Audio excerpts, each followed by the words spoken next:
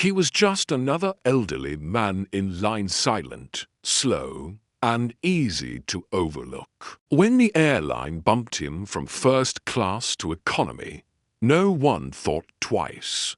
But what they didn't realize was that this man wasn't ordinary. He was a Medal of Honor recipient who once saved dozens of lives in war. One young soldier noticed, and what happened next left the entire airport frozen. Before we dive into this story, tell us where you're watching from and don't forget to subscribe for more real-life inspired stories. On a rainy Thursday morning at JFK International Airport, with the faint hum of overhead announcements and the clatter of rolling suitcases echoing through the terminal, an old man named Walter Grayson slowly made his way to Gate 7B, clutching a worn leather bag in one hand and a boarding pass in the other. His steps slow but steady, his eyes tired but filled with the kind of quiet that comes only from years of seeing too much and saying too little. Dressed in a simple brown overcoat and a faded green sweater, he didn't look like anyone special, just another elderly passenger trying to get home. But what no one around him knew was that Walter wasn't just any senior citizen. He was a Medal of Honor recipient, a legend in military circles, a man whose bravery had once saved over 20 soldiers during a mission gone wrong in the jungles of Vietnam, though he'd never speak of it unless asked, and even then he'd just shrug and say, "I was just doing my job," because that's who he was, humble, unassuming, and never one to seek attention. Which is why when he reached the counter and quietly handed over his ticket, he didn't protest when the airline employee, without so much as a glance at his ID or the notation on the ticket that clearly marked 1A, First Class Veteran Honors Upgrade, tore it in half and reissued a new one for 7A Economy, saying curtly,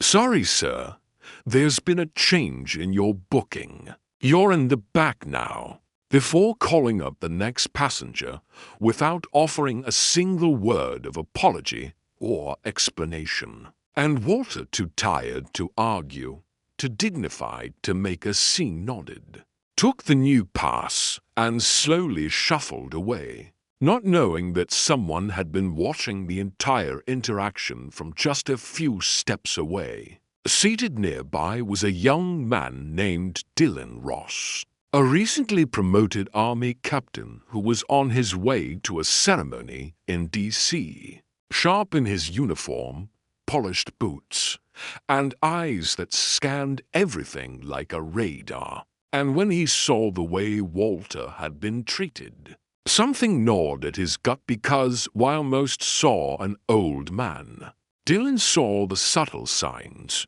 the military gait, the faded insignia on the bag, the way Walter carried himself like someone who had commanded men and survived loss. So he quietly followed Walter to the seating area near the back of the gate and sat 2 rows behind, pulling out his phone to investigate the name he had glimpsed on the boarding pass stub, still in the trash can. Within minutes, his face turned pale as he read the military archives confirming that Walter J. Grayson wasn't just a veteran. He was one of the most decorated living heroes in American history, a man whose story was used in West Point classrooms to teach courage and selflessness. And Dylan couldn't believe what had just happened.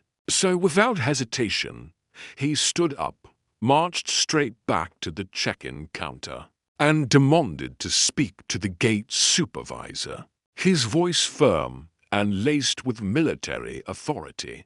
"You just bumped Walter Grayson from first class to economy, Medal of Honor recipient.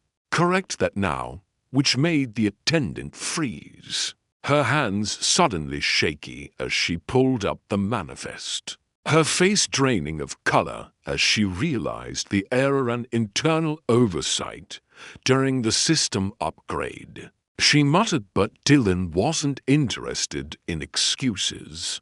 "Make it right," he repeated, louder this time, drawing attention from other nearby passengers, some of whom began pulling out their phones, recording, whispering. And when the attendant apologized and sent someone to find Walter and bring him back to the desk, Dylan had already walked over to the older man himself, now seated alone near the vending machines, sipping quietly from a bottle of water, his hands resting on his lap.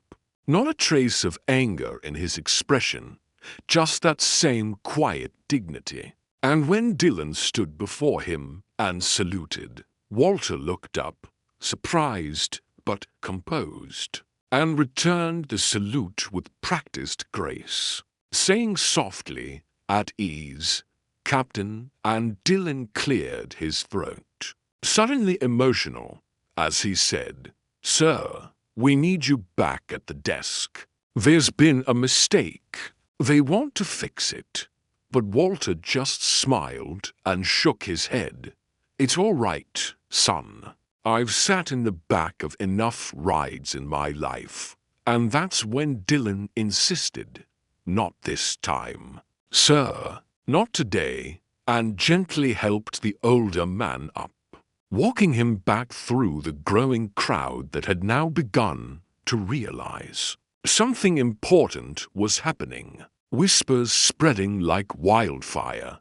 "He's a war hero. Medal of Honor. Seriously?" And as they approached the counter, the supervisor came running forward, apology written all over her face, offering him back his original seat with a free lounge pass, meal vouchers, and promises of a formal apology letter from the airline's CEO.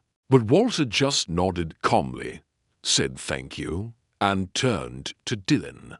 "I didn't do all that to get better seats on planes," to which Dylan replied, "I know, sir, but that's exactly why you deserve them."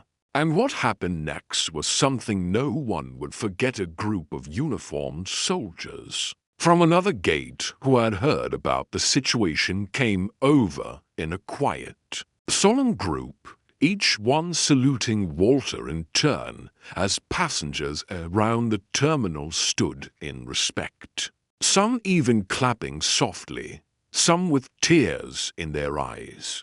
Because in a world that often forgets its heroes, that small moment became a powerful reminder of what dignity, service, and honor really mean. Later, on the flight, Walter did take his seat in first class, not because he asked for it, but because someone made it right. And next to him sat Dylan, who requested a seat change just to talk, to listen, to learn, and for the next 2 hours. The young captain heard stories no textbook could capture about crawling through rice fields, under gunfire, carrying wounded men for miles, watching friends fall, and surviving not with pride but with pain. And when the plane landed, passengers waited as Walter exited first, but not before the pilot came out to shake his hand and thank him for his service. And Dylan stood beside him the whole time, not as a soldier but as a student of history, a witness to humility, and a protector of legacy. And as they parted ways at baggage claim, Dylan asked, "Sir, can I keep in touch?" And Walter smiled, "Sure, Captain. Just no texts.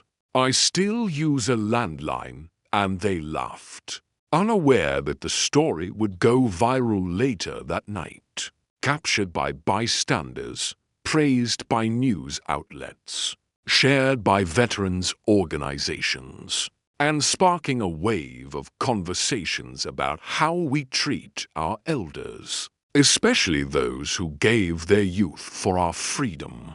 And while Walter returned home quietly, just as he always lived, he didn't know that somewhere in the airline's boardroom the next day, a new policy was being drafted, the Grayson Protocol, to ensure that no veteran of honor would ever be downgraded, dismissed, or forgotten again.